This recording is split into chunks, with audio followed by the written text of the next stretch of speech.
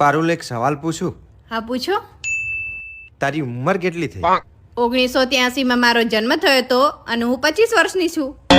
તો 1984 માં તો મારો જન્મ થયો હતો. તો હું 39 વર્ષનો કેવી રીતે થઈ ગયો? એ તમારો પ્રશ્ન હે, મને શું કામ પૂછો હો? ગામડાનું બૈરું શું કે ખબર તમને? કે ધણી આવે ને પછી ખાઈએ. અને સિટીનું ધણી લાવે ને પછી ખાઈએ.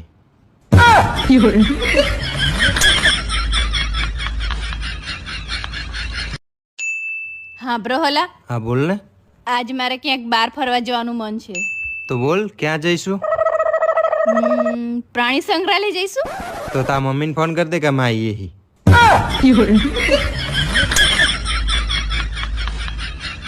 જીજુ, મારી બેન તો એકદમ ગાય છે, ગાય. તો મારા હારો ગૌશાળે બાંધવી હતી ને, મને શું કામ વરગાડી?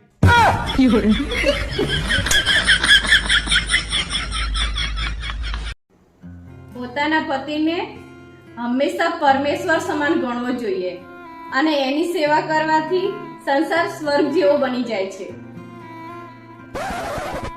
પતી ગયું? તો હું કપડા ધોવા બેસી જાઉં? એલા, હું ખોવાઈ જાય તો તમે શું કરો?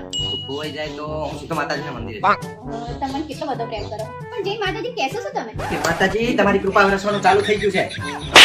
અત્યારે તો તમે મજા ખુજે ને, પણ સાચે જો ખોવાઈ જાય ને તો તમે કોણ તમારો ભાગ ખવડાવશે? હોટલો છે ને, હોટલનો બિલ કોણ ભરશે? તમારા બાપા ભરશે?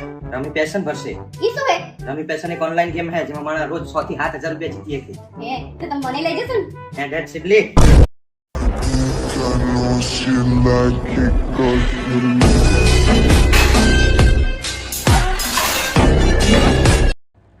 અરે આજ તો મારી બેબીનો બર્થડે છે.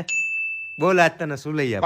મારે કઈ નહીં જોતું, બસ આજથી છે ને આ પાડોશોને બેન કહેવાનું ચાલુ કર દો.